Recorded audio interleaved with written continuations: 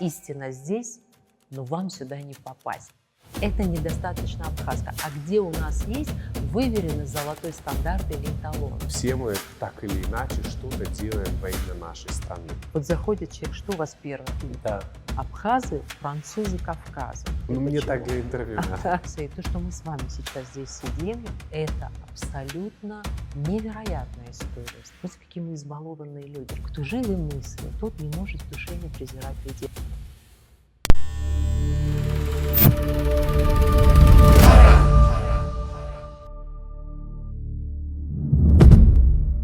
Добрый вечер, по традиции. Добрый вечер, Савик. Снимаем мы в центральном выставочном зале. На дворе ночь, такая ночь музея у нас получается. И начну из выставки, которая здесь завершилась. Расскажите про нее. Вот мы видим картину. Что была за выставка? Да, Саид, еще раз добрый вечер. Я очень рада, что мы снимаем здесь. Это место в данное время оно является местом такого притяжения из-за той выставки, о которой вы сказали. Это Батал Джепу, Анарский дом. Она как раз завершила свою работу, и вот мы как раз с вами общаемся. Я могу подвести итоги, что за такую историю, последние, наверное, годы, это самая рекордная посещаемость была именно на этой выставке, и она была очень в широком возрастном диапазоне. Когда мы предполагали с Баталом эту выставку года или два назад, мы понимали, что это будет актуально, но такое попадание, вот, когда ты транслируешь какую-то всегда мысль или историю через выставку, и ты получаешь абсолютно адекватную обратную связь. Люди хотят быть теми, которые существуют в этих эпосах, в их сознании. И это чувствуется. Георгий Берзенин приходил на выставку, он говорил, что Да. общался с вами, и вы ему рассказали о том, что вы прям наблюдали за тем, как молодые люди, проходя мимо работ Батала Джапуа, где изображен нарский эпос, они буквально расширяли свои плечи и как-то более уверенно и гордо шли. Так ли это? И как вы думаете, почему так происходит? Ну, конечно, Саида, это так. Вот, посмотрите, для того, чтобы абстрактный пример, если бы сегодня здесь была бы представлена, допустим, другая Абхазия, да, прекрасные фотографии, где разрушены объекты, где разрушение тоже может быть красивым, да, но это формирует общественное настроение, да, это может быть упадническим таким. А вместо этого, допустим, мы сегодня видим героев мифов, какие-то совершенно фантастические образы женщин, абхазских женщин, очень сильных, очень харизматичных. И все это для человека, который посещает выставку, он это считывает как свою идентичность, историю, культурный код, о котором так много в последнее время говорим, национальный характер. И он расправляет плечи. Ну, нарский эпос. Сегодня, я так понимаю, и вот я сижу в социальных сетях, о нарском эпосе говорят не только абхазы. Можем ли мы считать нарский эпос нематериальным наследием? И вообще, как сделать так, чтобы непосредственно мы имели к нему отношение? Это мировая практика. Не только мы можем иметь к нему отношение, потому что это комплекс, который является общим для многих коренных народов Кавказа. У кабардинцев, черкесов, у нас, у многих других национальностей он есть. И, допустим, такие формы нематериальной культуры есть, допустим, соколиная охота, да, как форма нематериальной культуры в ЮНЕСКО, она зарегистрирована сразу в нескольких странах, допустим, во Франции, в Испании, в Объединенных Арабских Эмиратах, как некий культурный общий такой свод. Да. Здесь инарский эпос, он от того, что присутствует в культуре разных народов, он становится шире, потому что у нас свое звучание, у других народов свое. И как раз-таки и в разности, и в схожести есть вот такое наше братство культурное, которое проявляется. Но вы совершенно правильно заметили, что даже эта выставка, это очень серьезный повод для того, чтобы нам подумать о том, что все-таки закон о нематериальной культуре в Абхазии надо принимать. Я знаю, что вы работали над этим законом представляли, я так понимаю, этот закон. Расскажите, я понимаю, что мы не можем с вами полностью углубиться, но вот какие основные тезисы должен закрепить в себе закон и для чего он нужен? Это форма сохранения нематериальной культуры. Вот вы понимаете, Саид, если мы видим, как разрушается материальная культура, допустим, разрушилось, не дай бог, это здание, вы это видите и понимаете. Но когда исчезает нематериальная культура, вы никогда не видите это. Это происходит постепенно. Что относится к нематериальной культуре? Эпос, язык, ритуалы, способы создания аутентичных каких-то форм. В 2016 году мы тогда вот с Баталом Самсоновичем инициировали, у нас было несколько конференций, наши юристы готовили проект этого закона. И я думаю, что и мы готовили такую общественную дискуссию. Почему? Потому что самая первая часть любой кампании по защите наследия – это принятие закона. Потом формируется реестр объектов, и затем уже государство как бы берет защиту. Почему вот мы сегодня говорим, это не абхазский танец, это не абхазский. Да? Или, допустим, мы говорим, это не абхазская свадьба. Или мы говорим, это недостаточно абхазская. А где у нас есть выверенный золотой стандарт или эталон, который, допустим, описан, зарегистрирован и является формой культурного наследия, которое надо оберегать. Да? То есть это поможет структурировать то, что у нас есть. А в чем тогда была загвоздка?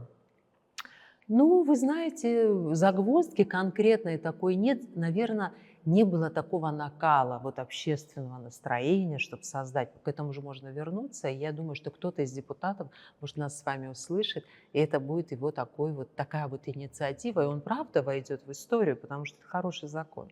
Но на самом деле, если отслеживать какие-то мировые тренды, мы видим, как народы, если раньше больше пытались заимствовать, то сегодня все обращаются внутрь себя. И мы про культурный код обязательно поговорим. И в том числе закон о сохранении нематериального наследия может же быть таким глобальным шагом в сохранении своей самоидентичности. И, допустим, вот захочет какой-нибудь хороший депутат выступить с инициативой, может вам позвонить и обратиться за помощью. Есть ли подготовленные материалы? Можно ли к вам обратиться за помощью? Да, конечно, ко мне можно обратиться за помощью. Я буду одним из очень активных участников принятия этого закона. Мы не изобретаем велосипеды, есть мировая практика. Есть страны, которые приняли эти законы, и они работают. Надо брать примеры, адаптировать к своему законодательству и идти дальше. Другой формы сохранения наследия нет. Ну вот как можно, если я правильно понимаю, вы меня исправляете, как можно, не погрузившись в бесконечный конфликт и споры, расписать правильный ход свадьбы абхазской, например? В спорах рождается истина. Ну, Поэтому надо обращаться к экспертному мнению. У нас есть прекрасные этнографы, люди, которые профильно этим занимаются. Экспертное сообщество должно формировать некий вот такой реестр, да? Некие формы аутентичные. Все условно, конечно, да? Но право на сохранение имеют только те формы, которые сохранились на протяжении долгого времени в неизменном своем виде. Но культура любого народа, вот если прям, наверное, очень обобщенно говорить, это отражение его ментальности. Вот вы как человек непосредственно вовлеченный в вопросы культуры, и не только потому, что вы в свое время были министром культуры, а сегодня возглавляете Центральный выставочный зал. Об этом мы тоже поговорим. Я так понимаю, это часть вашей личной природы. На ваш взгляд, какие у нас такие точки опоры, которые вот и есть наша культура, отражение нашей ментальности? Вы знаете, я считаю, что у нас фантастически талантливый народ. По отношению к нашему небольшому количеству у нас очень много талантливых людей. Я вам скажу даже другое. К нам приезжали гости, и когда они посетили зал и увидели один героический эпос Нарвский, второй героический эпос Абраскила, и они у меня даже спрашивали, они говорили, а как у такого, ну скажем честно, немногочисленного народа может быть такое вот масштабное, да, вот эпическая мысль, да, и она прослеживается, кстати, в каждодневной жизни тоже. Он не существует отдельно, это мировоззренческая установка. Поэтому я считаю, что В Абхазии культура одна из главных приоритетов, может быть, для того, чтобы о нас узнали больше за пределами нашей страны. Это является неоспоримым нашим козырем по тому количеству памятников, которые сегодня существуют в Абхазии, о том самом нематериальном наследии, музыкальная культура. Я, может, еще позже об этом скажу, но сейчас через дорогу строится прекрасный дом музыки. Я очень жду этого открытия. Немножко отступления. Я почему радуюсь всегда этому? Человек же радуется вот наивно тому, к чему ему кажется, что он имел отношение. Я помню, в 2016 году Сира Михайловна, директор культпросветучилища, мною очень уважаемая, пришла и сказала, что есть замечательный коллектив, вот оркестр, он находится на базе училища, и надо его привести в какую-то вот форму, чтобы он был государственным. И здесь началось самое страшное. Только человек, который работал в государственной структуре, понимает, что такое создать новую организацию. Это очень сложно. Мы с ними встретились и начали говорить. Они уже тогда работали, независимо от организационно-правовой формы, они очень творческие, интересные, мы загорелись. И я помню, мы в течение года создали эту организацию, то есть она появилась на бумаге, и он стал государственный оркестр. И вот на протяжении, я наблюдаю за ними, я часто бываю на их концертах, и на протяжении 10 лет это тоже форма нематериальной культуры, это же аутентичные инструменты. Это не только исполнение, это и создание, да. И у них так это здорово получается. И то, что через дорогу будет вот такой прекрасный объект, а позавчера была презентация книги Атара Хунцария, вот вам в жизни, как это можно сохранить. Давайте назовем этот оркестр. Это государственный оркестр Государственный имени Атара оркестр Хунцария. имени Атара Хунцария, да. Я тоже имел счастье присутствовать на их концертах в филармонии. Они несколько раз приезжали в Донецк, выступали перед бойцами пятнашки. Это, конечно, что-то внутри тебя, я не знаю, другое появляется. Ты как будто бы, пусть на короткий период, но даже вот прям, я не знаю, может, даже другим человеком становишься. Вот они настолько крутые. Это вот, я буду периодически все-таки это слово использовать, я не могу его аналог найти, культурный код, да, и он начинает работать. Ты чувствуешь, что интуитивно ты включаешься, ты резонируешь. Если говорить еще о таких примерах, готовы ли вы их назвать? Вот мы назвали государственный оркестр Атара Хунцария. Может быть, я не знаю, это какой-то государственный ансамбль танца. Что-то, что вот на ваш взгляд тоже будоражит наше вот такое, знаете, подсознание, переданное нам нашими предками. Предками. Ну, конечно, это эпос. Мы говорили уже об этом, да. Очень интересное декоративно-прикладное искусство, оно представлено в наших музеях, да. То, что может быть уникальным. И вы знаете, вот мы с Баталом Самсоновичем, кстати, много об этом говорили. Я очень сожалею, что мы вот эту тему не докрутили. Это когда священные территории и особые места, они, да, в реестре, но у них тоже есть свои какие-то вот свои какие-то формы регулирования и сохранения их, потому что вот у абхазов в их сознании, в их обыденной жизни, даже у тех, которые, может быть, очень далеки от светской культуры, вот священные территории, места особой силы, они имеют особое значение. Мне кажется, это очень... Это же говорить иногда об этом. Надо так спить, и это так. Вообще, как бы огромное количество народов внесли свой какой-то вклад в развитие вот общецивилизационной культуры. На ваш взгляд, мы как народ, как этнос, какой внесли вклад вот в общемировую культуру? Самый главный, если можно выделить. Ну, конечно, это всегда люди. Конечно, это Хибла Кирсмава. Ее вклад в мировое оперное искусство, она научила, она не заставила нас, она приобщила нас к оперной музыке. Понимаете, какие мы избалованные люди, что мы каждый год у нас есть уникальная возможность здесь у себя дома получать просто высочайшее оперное искусство высочайшего вот класса. Да. Конечно, это Фазиль Искандер, потому что я помню, мне позвонила Шазина, к сожалению, покойная, светлая ей память. Она уехала в Бостон, она зашла в библиотеку, такую интересную современную библиотеку, и она мне позвонила, она говорит, ты знаешь, говорит, а здесь есть такой вот уголок и полочка, и там книги Искандера, говорит, они все собраны и лежат. И она говорит, я так удивилась, что в Бостоне я могу прийти в библиотеку и вот почитать Искандера. Уж не секрет, что он переведен на все европейские языки. А недавно издали прекрасное, я не видела издание на китайском языке, ранее было подарочное издание целого собрания на арабском языке. Ну, а как еще сказать, да? Вот это очень яркие примеры. И, конечно, Александр Шервашидзе.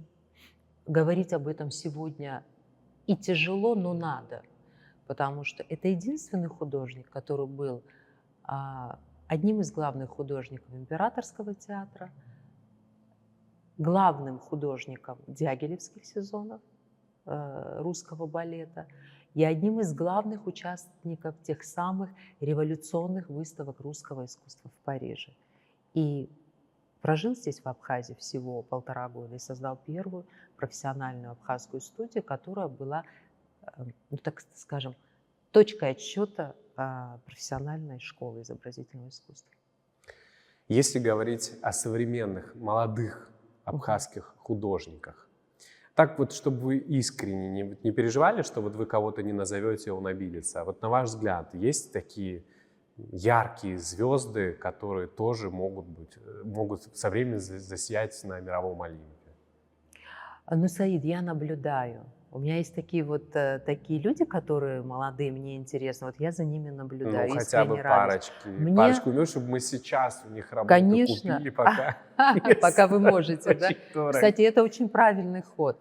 Мне нравится Амра Чичибая, я слежу за ее работами, я знаю, что скоро у нее будет выставка. Мне нравится то, что делает Адам Раршпа в скульптуре. Он очень хорошо чувствует форму, и у него есть такое интуитивное, он чувствует и форму, и искусство, у него очень хороший вкус. Сабина Кварчейля, интересная художница в графике. Я боюсь кого-то забыть из молодых художников. Недавно мы познакомились с Олегом Чеди. Вот тоже мне нравится, как он мыслит. Мы говорили с ним. Мало его работ представлено здесь, в Абхазии. Он больше в Москве находится, но, может быть, вот сейчас стал выставляться, да.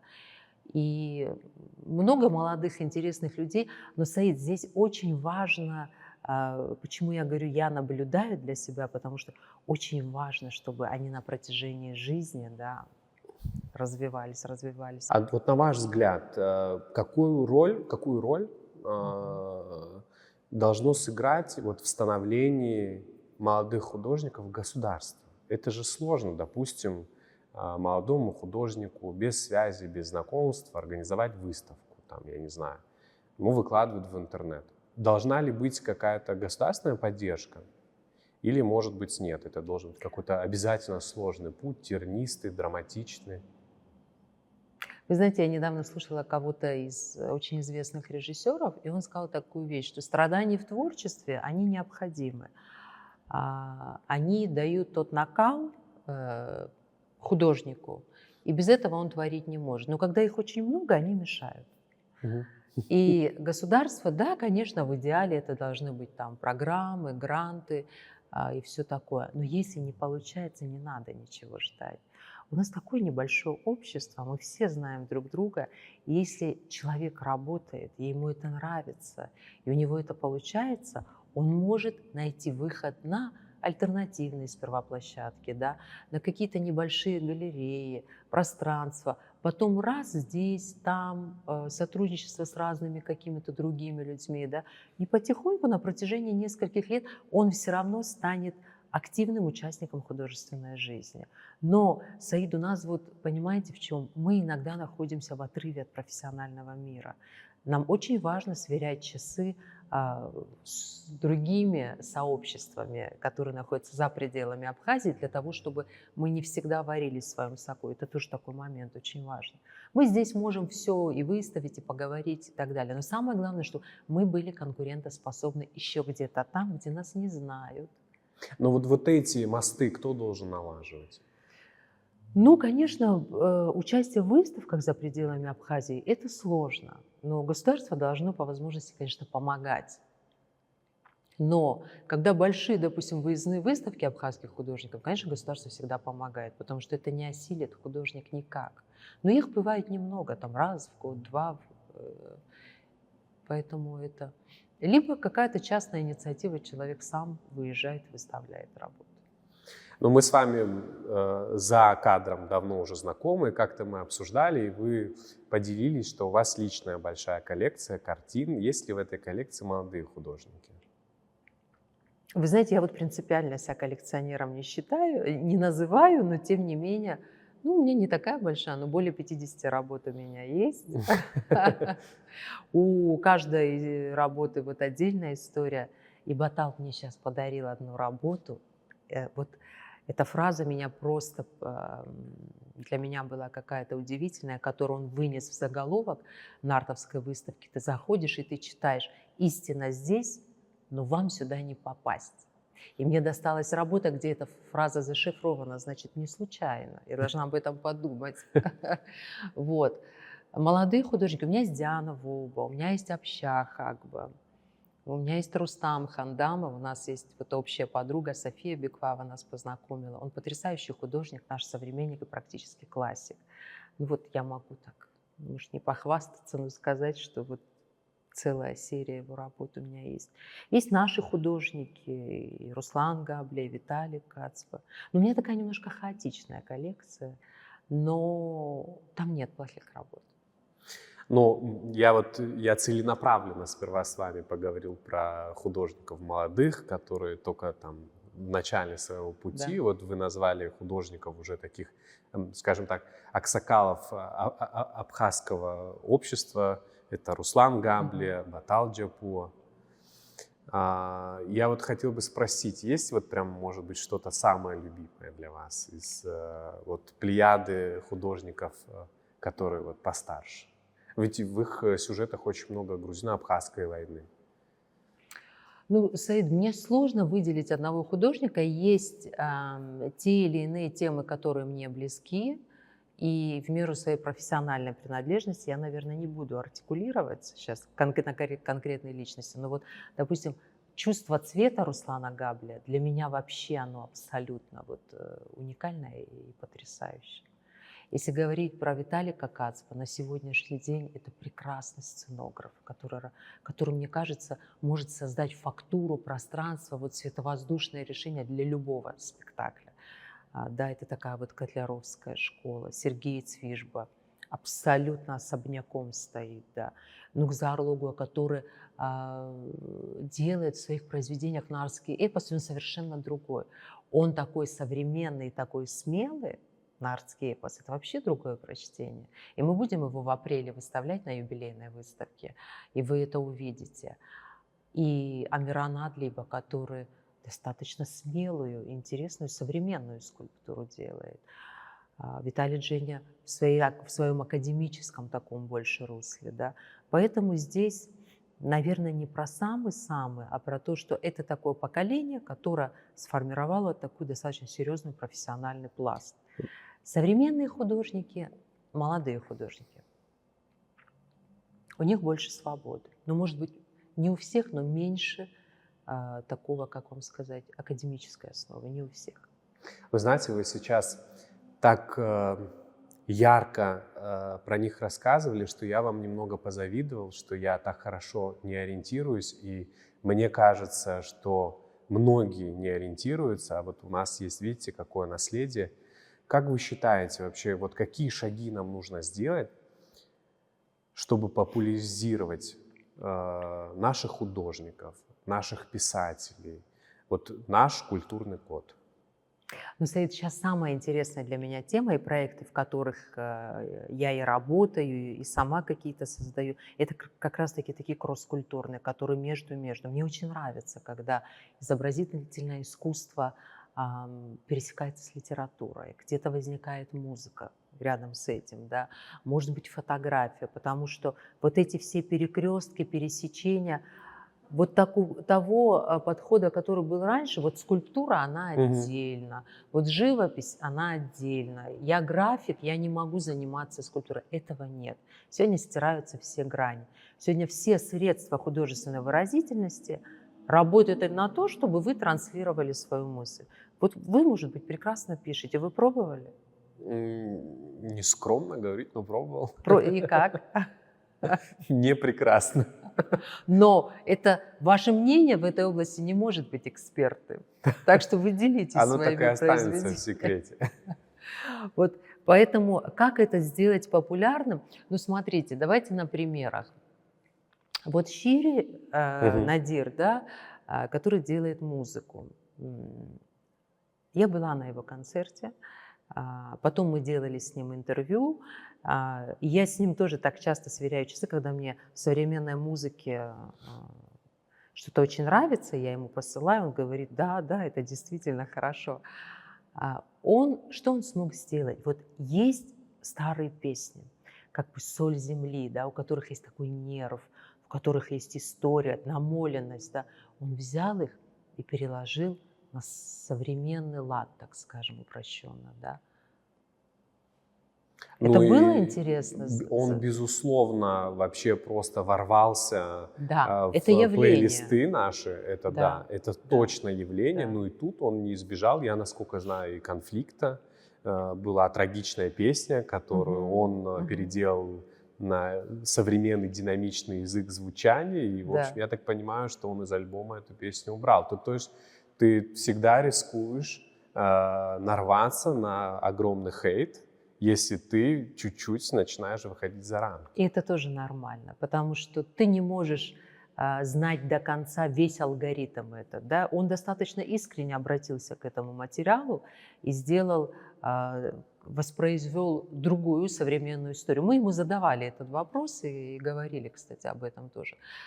И что хочу сказать, вот это очень яркий пример. И она же звучала не только в Абхазии. Вот я вам когда сказала, что Мгм. мы свою вот успешность, профессиональность, экспертность должны все время транслировать. Она же транслировалась, она звучала в Стамбуле, я видела, да, в Москве, там, в Питере. На Северном Кавказе люди просто просили, чтобы они приехали. И я, кстати, ему сказала, что вот эти песни, которые, там же были разные песни, Мгм. Мгм. вот именно старые, все равно они работают по-другому, потому что, ну, ты ничего с ними не сделаешь. Потому что это опять-таки начинает работать кровь, сознание, не знаю, то, что у нас в голове. И это, конечно, не может оставить Ну, равнодушным. вот один Шире, наверное, это мало. Как вы считаете? Вот у нас как будто бы хочется больше таких, как вы сказали, явлений. И в мире, я не знаю, искусства, в мире художников, современных поэтов. Вот как ощущение? Сейчас я уже вот просто сбрасываю маску культурного человека и вот уже каким-то вот простым журналистским языком. Но вот правда, сегодня хочется больше ярких людей, ярких личностей, которые, ну, придумывают, наверное, новые формы. Мгм. Но при этом есть ощущение, что они всегда сталкиваются с границами в виде, может быть, даже абсурда. Я не говорю, что надо с ума сойти и вообще забыть свои корни и как бы быть инстасамками. Но условно. Как вы считаете, вот молодому творцу вот в этом, в современных условиях, как действовать? Как вы думаете? Саид, как всегда, делать, падать, подниматься, делать, падать, подниматься, работать, работать, работать. Нет ничего другого в нашей, так скажем, профессиональной жизни. Если ты хочешь, ну, прийти к качеству, да, и к профессиональному какому-то уровню, да, или к, к экспертному, о котором мы много говорим, художник, поэт, музыкант, ты должен очень много работать. Про лекции, про успешный успех. про личностный рост. Это все замечательно. Но только 10 тысяч часов работы в одном каком-то направлении делают тебя профессиональным. Другого ничего не придумано. Но вот из литературы, вот вы говорите, да, вот мне очень интересен Дмитрий Мушва, да, я тоже за ним наблюдаю, он пишет очень интересно. Среди музыкантов тоже вот у меня так особое к ним отношение, потому что они были очень юные, молодые, проекты мы начинали с ними вместе. Это, конечно, Барас Куджба, у которого сейчас свой фестиваль, Саид Габечи, у которого свой фестиваль. Вот они же, понимаете, как вот Хибла у нас, она вот в музыкальном мире стала таким амбассадором. И это просто прорвало пространство в начале там, 90-х, 2000-х, когда она появилась. И следом пошли опера стала одним из направлений, которые стали выбирать Ну, все музыканты. равно даже близко, если я не ошибаюсь, вам виднее достигнуть успеха Хиблы Герзмава, пока никому не удалось. Ну, для этого Вот есть у нас нужны... подающие надежды оперные голоса юные. Ну, вы же видите, сколько у нас оперных фестивалей проходит, и они принимают участие. Ведь здесь не только, на мой взгляд, не только вокальные данные играют. Мне кажется, вот, кстати, в музыкальном мире и, может быть, в театральном очень большое значение имеет характер человека, его дух, его устойчивость, потому что это опять-таки про постоянное движение, постоянную работу. Ты никогда не будешь просто так сверкать на самых лучших сценах. Поэтому, наверное, здесь еще стечение очень многих обстоятельств тоже играет. Ну, мне кажется, вот если немного проанализировать, учитывая пресловутую глобализацию, учитывая современные технологии, учитывая, что мы живем, ну, такую значительную часть своей жизни в гаджетах, за всем этим, правда, теряется наш культурный код. Потому что даже сегодня, вот если мы с вами выйдем на улицу и начнем спрашивать молодых людей про абхазских художников, ну, они будут затруднены, им будет сложно отвечать на эти вопросы. И это не их вина. Это вот так вот складывается мир. У нас нет нардского эпоса в кино, у нас нет нардского эпоса в мультфильмах. Ну, там вот есть потуги, и, возможно, это супер круто. И все это веду к тому, что даже вот неприятно задавать этот вопрос, но вот как бы мы себя не хвалили внутри страны, есть ощущение, что мы все равно теряемся. И теряемся очень серьезно. Вот тут есть, как вы считаете, понимание, что нам нужно делать какие-то серьезные прорывные шаги, я не знаю, менять, может быть, сознание в первую очередь в государственных структурах, потому что одни люди не смогут это сделать. А может быть, я вообще не прав. Может быть, у нас все хорошо, и никуда наш культурный код, вот под культурным кодом мы подразумеваем все, что мы перечислили выше, он никуда не девается. Вы знаете, Саид, я менее драматично отношусь к этой ситуации. Объясню, Ну, мне почему. так для интервью надо, я шучу. Потому что это же не только из лимона можно сделать еще и лимонад, как говорил один, значит, известный социолог. Поэтому, да, конечно, глобализация, ее невозможно избежать, но можно в нее устроиться, потому что те же самые, то, что вы говорите, гаджеты, но мы сегодня о выставках узнаем где? В гаджетах. Для того, чтобы вот у нас висит замечательный аудиогид. Вы знаете, мне так приятно, что приходят сюда молодые люди, они тихо подходят, сканируют, включают аудиогид, они слушают, ходят здесь в этом пространстве, потом они проходят вот к этому столику, берут книги «Нардский эпос», они садятся, читают, листают, после этого они берут каталог художника, они читают о нем, и они уходят. Такого раньше не было. Вот, во-первых, сам зритель, он стал очень сложным, он очень требовательный. Раньше заскакивал, посмотрел картину и ушел. Сейчас он остается, сейчас он слушает, созерцает, читает, он здесь побудет, и ты должен с ним дружить и быть в диалоге. А то, что вы говорите, ну, надо эти механизмы все использовать для того, чтобы сохранить. Вот прекрасный ресурс Апснетека, да? Вот кто-то же это оцифровал, сделал, собрал, И, по-моему, это Алексей Двор этим занимается, насколько я знаю. Вообще Алексей уникальный человек в этом плане, вот, источниковедения такого, да. Можно оцифровать картины. Я не знаю, сегодня, когда угроза исчезновения языка, все это в оцифрованном виде, я надеюсь, что где-то есть и наши литературные произведения. Да. Это же можно относиться, понимаете, как ножом можно и хлеб порезать, да, и вены можно порезать. В любом случае мы понесем потери с глобализацией. Мы, к сожалению, немногочисленны. И мы не обладаем такими финансами для того, чтобы создать мощные государственные программы, которые могли бы что-то консервировать, что-то музеифицировать, что-то сохранять. Но то, что мы сегодня можем делать, надо делать. Вы знаете, наверное, даже что я имею в виду? Как сделать так, чтобы то, о чем мы с вами говорим, привлекало нашу общественность?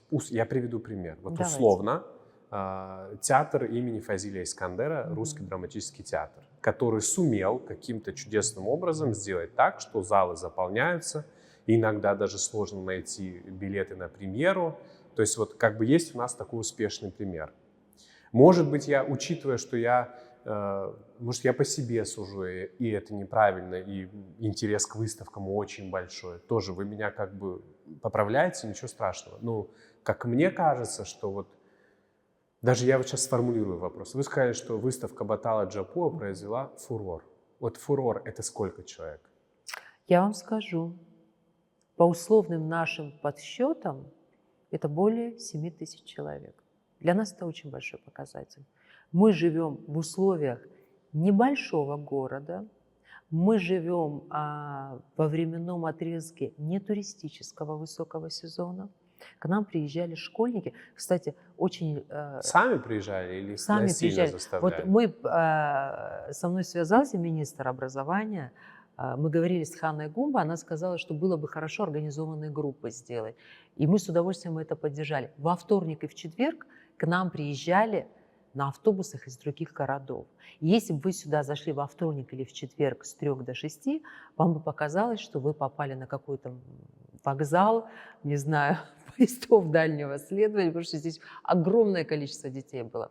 И просто приходили отдельно классы тоже.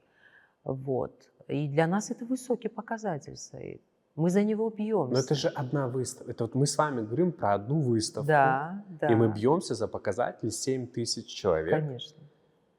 Ну, я так понимаю, дай бог, что после было, такого успеха не было. Ну, у нас была под южным небом очень такая вот резонансная выставка, потому что это были работы из крупнейших российских музеев. Конечно, она была такая же. Но у нас все впереди, мы только запустились. Я очень надеюсь, что вот ту высокую точку, которую удалось с Баталом получить, мы ее будем удерживать. Но здесь же была выставка такая общая абхазских художников. Да. Была ли она популярна? Можно было даже картины купить. Покупали картины? Можно было купить, да. Картины, эпизодически были приобретены работы, так как выставка не носила такой характер, чтобы их обязательно... Но в ходе работы выставки люди приходили, конечно. Но здесь, понимаете, здесь тема работает. У Батала не только его безусловный дар художника, его уникальный художественный язык. Он еще как личность известный в стране. То есть, как и общественно-политический деятель, его яркие высказывания на разные сложные темы. И, мне кажется, Батал Джапуа в целом особняком здесь держится, потому что корабль они там сооружали, и картины, и общественная политика. Он художник эпохи Возрождения, да, как про него сказал Астамур Георгиевич Таня, потому что, что он не делает? Он работает в театре, он занимается книжной иллюстрацией, он создает образы нарта, живопись, галера, костюмы, которые вот здесь вот представлены. Это же художник. Я всего лишь к тому, что складывается ощущение, надеюсь, меня не закидают камнями, что он один такой, который может привлечь своими работами 7 тысяч человек. Безусловно, его личность в этом случае, она ключевая. Кто еще, чья выставка, на ваш взгляд, может произвести такой Мы с вами встретимся в декабре, я вам расскажу. Эльвира Анатольевна, давайте про культурный код еще немного. Давайте. Вот вы упомянули Ханну Гунба, она была героем нашей программы, и с ней мы тоже обсуждали Апсура, что тоже, наверное, часть культурного кода, безусловно. Много разговоров о том, что постулаты Апсура необходимо зафиксировать, написать. Кто-то считает, что надо преподавать в школе, кто-то считает, что об этом не нужно говорить вот с точки зрения преподавания и так далее. Вот мне очень интересно ваше мнение, учитывая, насколько вы погружены вот в целом в нашу самоидентичность. Вот как вы считаете, как правильно? Как нам поступить с Апсура?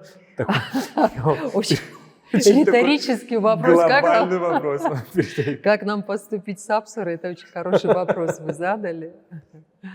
Ну, Саид, это же морально-этический свод такой, да, и он тоже в крови. Вот вы, когда приезжаете в другие города, страны, вот заходит человек, что у вас первое? Да. У вас вот это Тоже присутствие. теряется.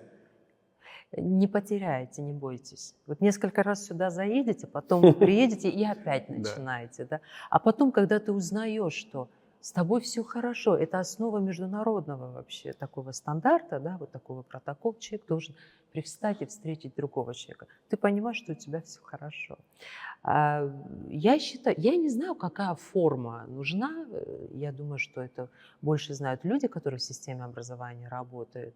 Но вот те механизмы, которые заложены в Апсура, они очень интересны. Они же все возникли из практических соображений. Да? Ну почему там кто-то с кем-то не разговаривал в семье, чтобы избежать там каких-то лишних склок. Да? Но есть какие-то архаичные формы, которые сегодня, возможно, они не жизнеспособны. Но есть те, которые нашу жизнь делают качественнее. Раньше говорят, что говорили, воспитан как абхаз. Раньше говорили абхазы, французы Кавказа. Мне сегодня очень хочется для того, чтобы это говорили, и когда в медийном пространстве появляются люди, которые очень далеки от такого высокого человеческого стандарта и являются нами, так скажем, да, мне это не нравится. Поэтому я считаю, что это может, я не знаю форму, но вы должны молодого человека, условно говорю, абстрактно, да, вы заинтересовать это, понять и выучить. Понятно, что он это в доме тоже получает, какие-то формы, да.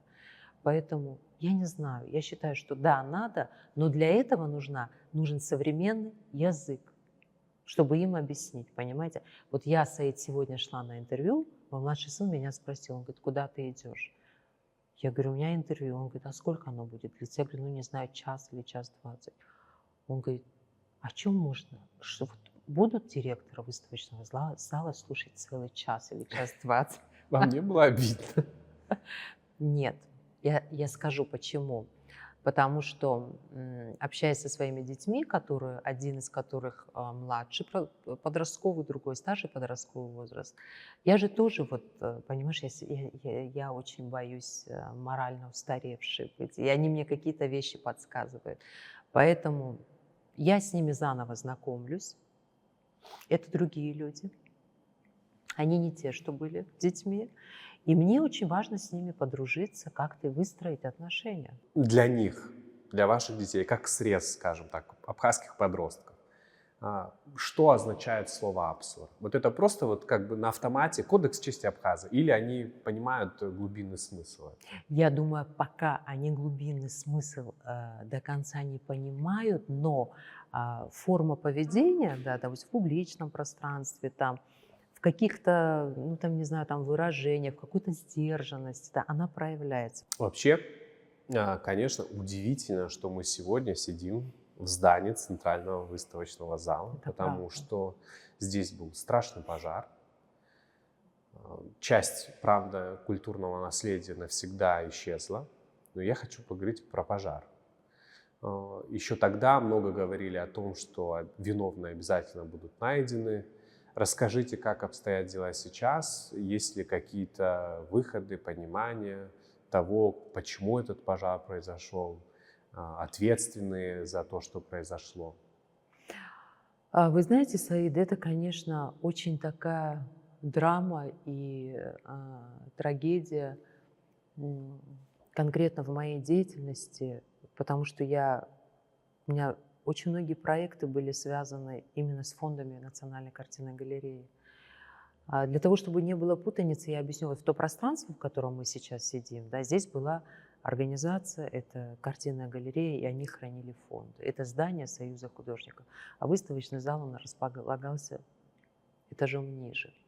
И это произошло, вот у меня были такие обстоятельства в жизни, связанные со здоровьем родных, и меня не было 2-3 недели. И вот мне в 5 утра позвонили, и было такое роковое стечение обстоятельств, а я уже несколько лет пишу диссертацию. И тогда это была первая глава, и у меня замечательный руководитель Юрий Дмитриевич Анчабадзе, и мне надо было первую главу отправить. И в ту ночь вот я все откладывала, и я все-таки закончила главу, в которой речь шла о Александре Шервашидзе. Я ее закончила. Я ее отложила в папку и решила, что я ее отправлю завтра. Вот эта глава была готова. И в 5 утра мне позвонила моя подруга, и она сказала, что здание Союза художников горит.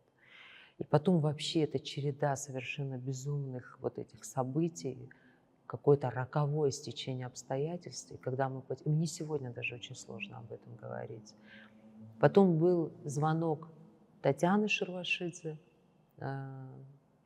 до того, как я в Абхазию приехала, правнучки Александра Шервашидзе, чтобы вы понимали, вот мы говорим вот про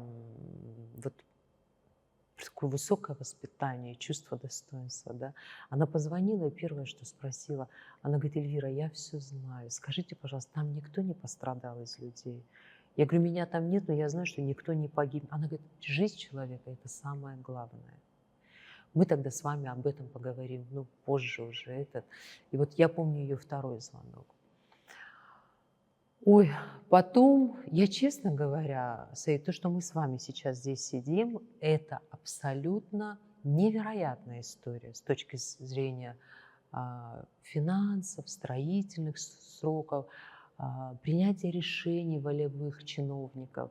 Вот после пожара первый поход, я уже как приехала, мы коллеги, председатель Союза художников был, и мы встретились тогда с премьер-министром Александром Золотинсковичем.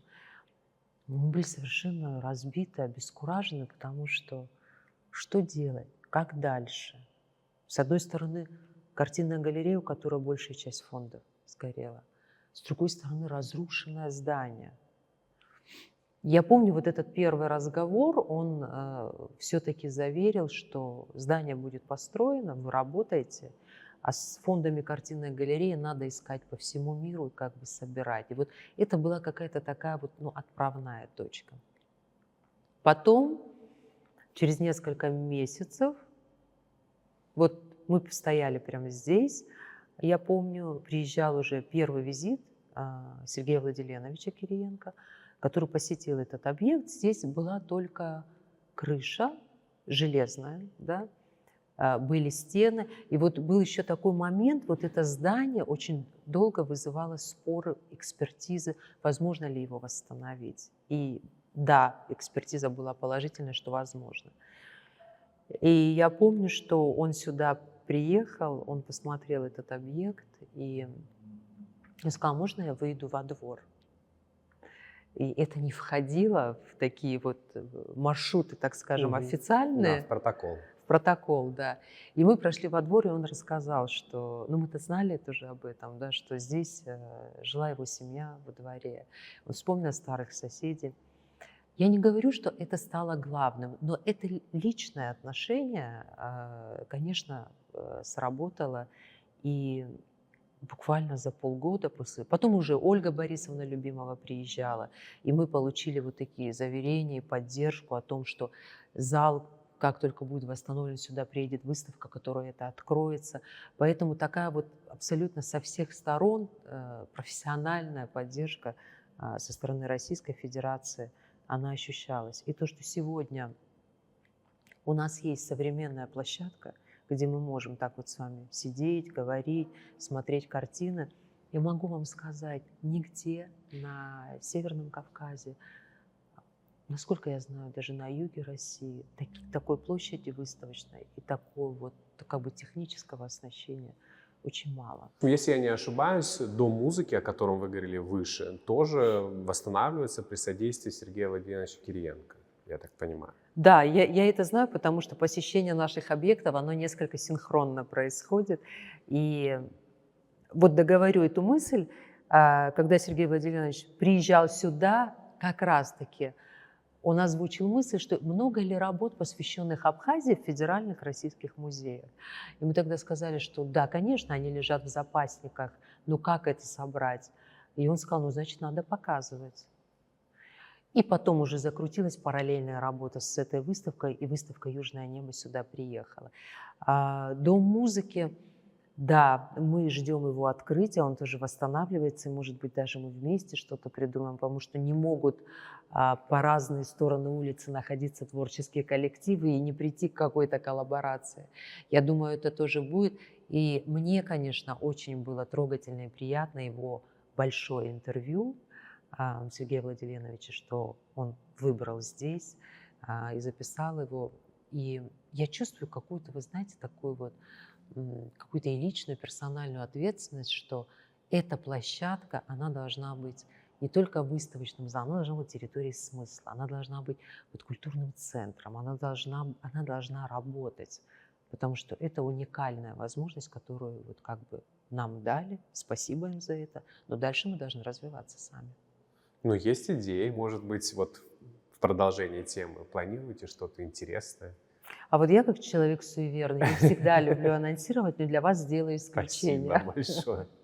Я могу сказать, что могу уже об этом так вот в общих чертах сказать, что летом будет продолжение выставки, сотрудничества с крупными российскими музеями. И сюда приедет очень большая интересная выставка, которая также представит произведения, которые для нас являются как бы особой ценностью. У нас в этом году несколько персональных выставок наших художников. Мы предполагаем, что будет выставка Александра Семенцова, которая фонды находятся и в Русском музее, и в частных коллекциях. Как я уже сказала, у нас юбилейная выставка Нукзара Логуа, Ильи Цвижба, Виталия Кацба. Мы готовим очень интересный проект Мадины Бекуа. Вот мы же говорили с вами о таких вот пересечениях, перекрестках интересных. И как раз вот мы будем с ней организовывать такую выставку, где арт работает с бизнесом, создает современное пространство, в котором можно увидеть настоящие произведения искусства. И от этого статус этого пространства, его значения, они становятся лучше, убедительнее. И вот это будет такая история.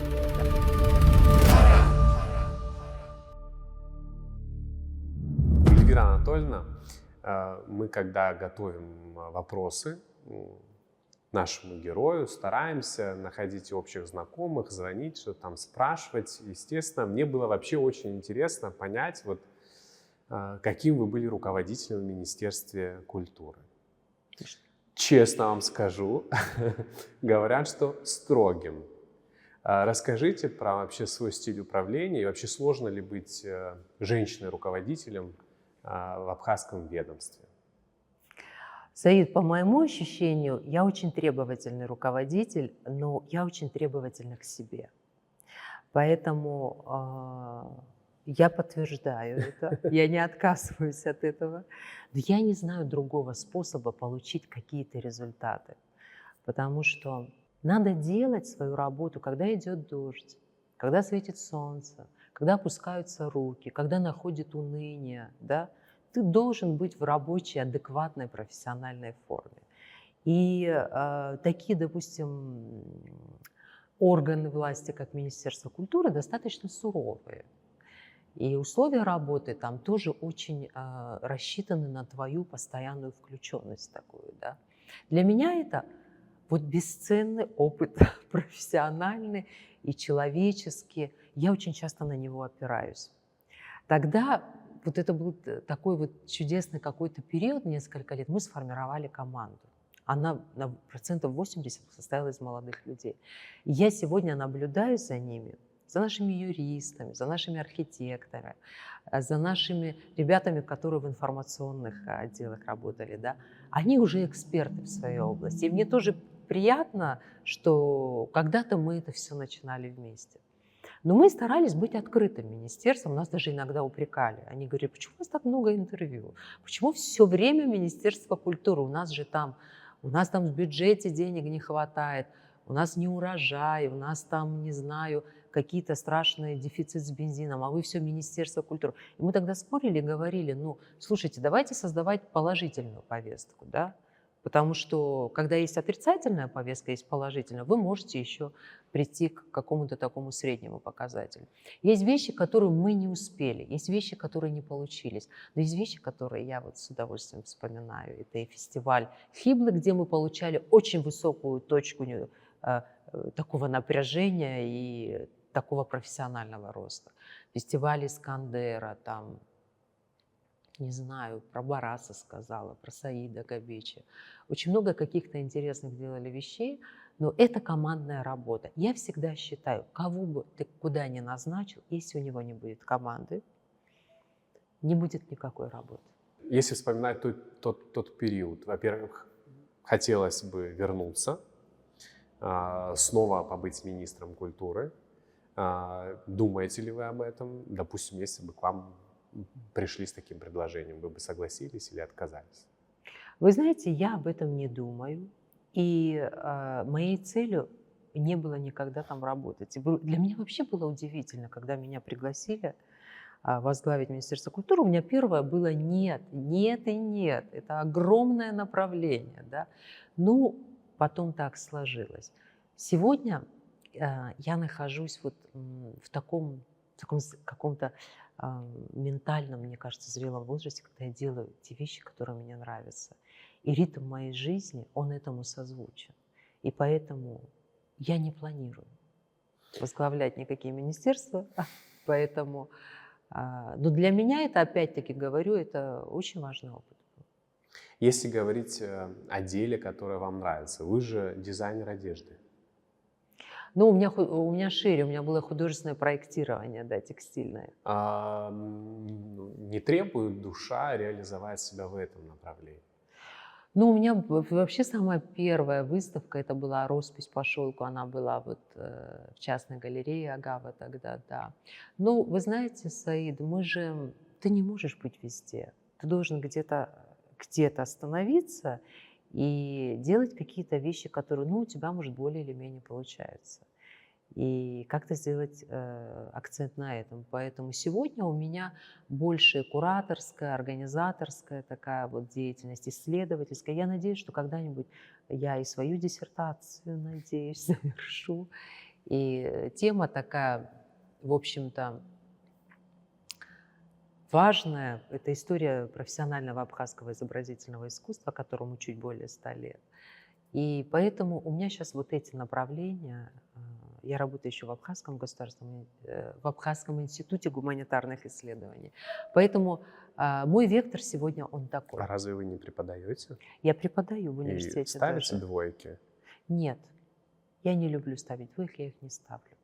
Вообще, честно говоря, когда мне птичка нашептала, что вы такой строгий руководитель, вот этот образ строгого руководителя с вами у меня вот как бы не сконнектился. Почему-то мне казалось, что вы достаточно мягкий человек, но как бы вы в себе это взращивали или это вот ваша природа? Саид, я не люблю жесткость во внешнем выражении. Она мне не нравится в людях. Я считаю, что внешнее выражение, оно должно быть максимально мягкое и допустимое. А все самое главное и важное, пусть оно будет внутри. Я не знаю. Ну, вот я даже себе не представляю, как вы можете на повышенных тонах на кого-то Могу. там ругаться. Могу. И вот прям на коллег. Это же рабочая история. Мы очень часто спорили, мы доводили друг друга до белого коленя, когда спор был рабочий. У нас очень часто не совпадали мнения. Нам казалось, что мы подводим друг друга. Но мы через час пили кофе вместе. Потому что ничего личного. Мы делаем общее дело, у нас там что-то не стыкуется, не получается, вовремя не сдаем, нас ругают, от нас требуют. У нас вообще был очень интересный период. Вы знаете, вот культура, да, у нее же нет ни берегов, ни границ. Все в нашей жизни культура. И я помню, как один раз в районе рынка что-то произошло. То ли угнали машину, то ли пожар какого-то, вот будки какой-то там. Я помню, кто-то сказал, или на какой-то свадьбе не ту песню спели. Вот не ту песню спели на какой-то, они сказали, а куда смотрит Министерство культуры? То есть это такая всегда очень широкая зона ответственности. Они в чем-то правы, потому что ты же формируешь культурного человека, как бы твоя деятельность в итоге. Но, с другой стороны, вот я иногда себя ловлю на том, что у меня какие-то фантомные ответственности остались, наверное, от которых надо избавиться. А как вообще тяжело быть женщиной-министром в абхазском обществе? Нужно ли было больше, чем, допустим, коллегам-мужчинам, вам доказывать свою правоту или, в общем, свой авторитет как-то с большим трудом завоевывать? Я не знаю, у меня вот, вы знаете, проблемы. Я никогда ни перед кем не испытывала чувство страха. Это, наверное, ненормально. Я уважала, я относилась с пиететом, я переживала. Но вот это какого-то чувства страха, у меня его не было, к сожалению, никогда. Не знаю почему. Сложно ли быть женщиной в абхазском обществе руководителем? Если честно, да. Скажу почему. Очень коротко. Не прощают неэффективности. Если все-таки к мужчине более лояльное отношение и женского, и мужского сообщества, то женщине не прощают неэффективности. Поэтому ей надо как бы в разы больше, да, для того, чтобы вот как-то к этому уровню прийти. Поэтому она берет на себя очень большую нагрузку. Ну, было ли мне сложно? Я не знаю. Я вообще вот эту какую-то гендерную такую чувствительность не ощутила ее. Вот если говорить о ваших вот личных каких-то планах, вот Эльвира Арсалия через 10 лет, это вот человек какой, где, в какой области, к чему уже пришедший? Я бы очень хотела, чтобы то, что я делаю, было созвучно времени. Потому что у меня всегда есть страх вот такого вот, чтобы не оказаться каким-то вот, что то, что ты делаешь, это уже никому не нужно, что это морально устарело, да, что это уже неинтересно. Если я смогу производить какой-то продукт, да, или какое-то, я не знаю, мероприятие, организовать какую-то выставку, которая будет востребована и актуальна, я думаю, что это вот, наверное, какой-то максимальный для меня. Форма сейчас не имеет значения, я сейчас условно говорю про выставку, да. А вообще в последнее время я себя берегу, если честно, потому что очень много второстепенных и ненужных вещей пожирает нашу энергию. Совершенно ненужные иногда какие-то коммуникации, да, какое-то, может быть, излишнее времяпровождение там, где тебе это не приносит ни удовольствия, ни профессионального роста, ни обязательств каких-то, да. Я ушла в сторону такой вот какой-то эгоизма, потому что я чувствую, что надо аккумулировать эту энергию для того, чтобы что-то производить. Но это как бы мои личные ощущения. Ну, сложно вот вообще совмещать работу, семью, двое подростков. Как удается? Ну, стоит, конечно, сложно, потому что вот всегда угрызение совести. Всегда угрызение совести. Когда ты дома, ты мучаешься, и ты в 12... Я вообще могу в час ночи кому-то из коллег написать по работе. И вот мне недавно моя коллега призналась, кстати, которая работала вместе в Министерстве культуры, она сказала, у меня из-за вас нервное расстройство, потому что вы держали нас в нервном напряжении. Я могу в 5 утра написать, и я не понимаю, что у некоторых нормальных людей как бы совершенно другие ритмы. Но в то же время, когда я здесь, я переживаю за дом, и мне кажется, что вот меня там нет. Но это вечный вот этот баланс на разных полюсах. Но, может быть, это меня и делает вот такой, какая я есть. Да? Ведь меня никто не заставляет это делать. Это вот мое внутреннее желание так жить и проживать свою жизнь. Вы, безусловно, производите впечатление человека читающего. И мы очень часто спрашиваем наших гостей, наших героев про книги, которые так или иначе повлияли на их мировоззрение, повлияли на их какие-то принципы, взгляды на жизнь. Ой, Саид, это так сложно Это очень выдержать одну. сложно, но Я я вас буду вынуждать это делать. широкими такими вот какими-то мозгами скажу. Это, конечно, большая литература. Ам, Это, конечно, Чехов. Это, конечно, Хемингуэй. Я раз в 3-4 года обязательно перечитываю Пушкина. Одно какое-то произведение. Я очень люблю Евгения Онегина, допустим. И оно меня всегда поражает современностью своего языка. И вот мы недавно даже с друзьями вспоминали, вот, понимаете, кто жил и мыслил, тот не может в душе не презирать людей. Актуально? Актуально. Или про Татьяну. Ей нравится порядок стройный олигархических бесед. И холод гордости спокойно, и эта смесь чинов и лет. Актуально? Очень актуально. «Чайку» я в этом году перечитала несколько раз, потому что я посмотрела в Абхазском театре, я посмотрела в Русском театре, я посмотрела в Театре Европы в Питере. У меня остались вопросы. Я не могу понять это произведение до конца, потому что каждый режиссер выбирает свою какую-то линию. Конечно, «Искандер», потому что то, о чем вы говорите, культурный код, да, последнее время очень тянет до Урзантари. Всегда Алеша Гогу, Алексей Гогу. Ну, вообще, если честно, в последнее время я читаю больше профессиональной литературы, и меня интересует Виктор Мезиано. Это один из кураторов, первых кураторов в России, который занимался организацией выставок. А вообще недавно мне подарили удивительную книгу «Рерих. Письмена». И мне подарила моя приятельница, которая живет в другой стране, она сказала: вот ты открывай утром, говорит, письмена, вот ты найдешь цитату, которая определит твой день.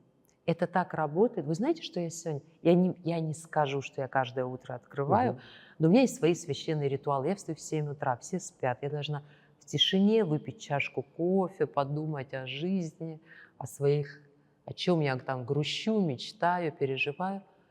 И я сегодня думаю, вот я же знаю, что к вам иду на интервью. Я думаю, дай-ка я прочитаю. И что там было? Утро туманное, холод в сердце, но думай о будущем, которое дарит тебе светлую надежду. И утро было такое туманное. И вот у Рериха есть такие очень такие метафоричные, которые вот какие-то вот смыслы дают. И в очень сложные какие-то периоды моей жизни я всегда читаю Цветаеву. Когда мне хорошо, я читаю Ахматову, потому что этот надрыв возможно пережить, вот надрывы только с ней. Вы рассказали про про свою магию утра. На самом деле это современные тренды, и наверняка вы в курсе, учитывая, что вы много говорите о том, чтобы быть актуальным человеком, да, сегодня очень много говорят о том, что важно проводить наедине с собой хотя бы полчаса за пределами гаджетов, вне вообще общения и так далее. Вот вы реально каждое утро встаете в 7 утра и находите время на то, чтобы побыть с собой. Вот не скучно вам? Очень многие люди в современном мире буквально не могут даже 15 минут находиться наедине с собой. Я страдаю от того, что я очень поздно ложусь и очень рано встаю. Нет, мне надо побыть одной, потому что у меня есть любимое занятие – это самоедство. Оно очень хорошо развивается утром. У меня есть к себе вопросы, есть такое критическое отношение, да, и вот суета, потом день начинается 9, 10, 11, друзья, работа, спорт, еще что-то, еще что-то, еще что-то. Ты существуешь вот в совершенно другом ритме.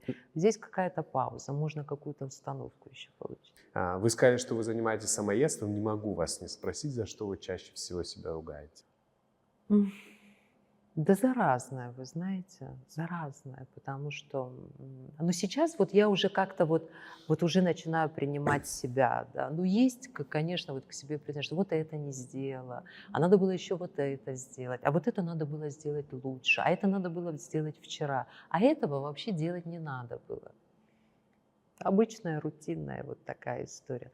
Но с другой стороны, может, и слава богу, что это есть. Может быть, это вот и держит тебя в каком-то вот таком. Ваши дети, они подростки, наверняка как бы идут какие-то разговоры о том, кем они хотят стать во взрослой жизни, как-то направляете в сторону искусства, может быть, влияете на их выбор? Я не направляю, потому что это совершенно бесполезно. Один уже определился, он занимается, интересуется компьютерными технологиями. Второй не определился, не думаю, что это будет искусство. Ну, вообще, они такие непубличные товарищи, потому что они мне даже не разрешают лишний раз сфотографировать их. Поэтому искусство – это все-таки зона такая вот публичная жизни, широких коммуникаций. Поэтому не знаю, может быть, А что-то. какая вы мама? Вот 3 словами, как бы вы себя описали? Я не знаю. Ну, строгая, Я добрая, требовательна. понимающая, злая, может быть, после работы. Я надеюсь, что я интересная мама, потому что мне очень важно, чтобы они сохранили со мной дружбу во взрослой Но они жизни. приходят к вам со своими личными проблемами. Кто-то понравился, кто-то обидел, где-то что-то не получилось. Ну, такое, с чем обычно условно делятся с друзьями, приходят к вам. Нет, Могут... они настоящие абхазские мужчины, которые вот переживают какие-то свои бури внутри, мне кажется. Ну, я могу так понаблюдать, что-то понять, где-то там в чем-то помочь, где-то как будто бы, между прочим, что-то сказать и дать совет, и, может быть, они меня услышат. А по сколько им лет? 17 и 14. Ну, 17 Ну это да, уже сложный возраст. да, Прям сложно. ощущается? 14 тоже нелегкий. Ощущается? Ну да, конечно, это взрослые люди, у которых есть свои привычки, свой уклад жизни, свои представления о прекрасном, которые иногда, допустим, диссонируют с твоим. Ну, да, так бывает. Если вам сегодня было послание про будущее утром, когда вы читали, я всех, абсолютно всех героев без исключения спрашиваю о том, какой они видят Абхазию через 10-15 лет. Потому что даже, ну, неважно, в какой сфере ты проявляешься, все мы так или иначе что-то делаем во имя нашей страны. Вот какой вы видите Абхазию через 15 лет? Абхазию, где живут абхазы, которые любят и помогают друг другу и себе, и людям другой национальности. Свободной, самостоятельной, конкурентоспособной страной, где есть профессионалы в самых разных областях, не только художники, писатели, поэты, да, прекрасные технари, строители, музыканты, не знаю, кто угодно, где есть высокое качество жизни, и где молодые люди остаются не в тех городах, где они заканчивают институты и живут там годами, да, а приезжают сюда, потому что здесь есть прекрасные условия для работы. Вот и все. Эльвира Анатольевна, я хочу вам сказать большое спасибо. Особенно приятно было с вами разговаривать и еще раз убедиться самому, что столько всего надо понять, изучить в абхазском искусстве, среди абхазских художников. Тем более вы так вкусно про это все рассказывали, что прям реально хочется в это погрузиться. За это вам отдельное спасибо. И мне кажется, вот это главная миссия нашей беседы – мотивировать людей приходить сюда и понять, что мы потомки огромного наследия культурного. И вот за это, за то, что вы это несете в массы, тоже отдельное вам спасибо. Спасибо, Саид. Я жду вас на всех выставках, и я думаю, что вы будете один из тех людей, который смотивирует других сюда прийти. Спасибо.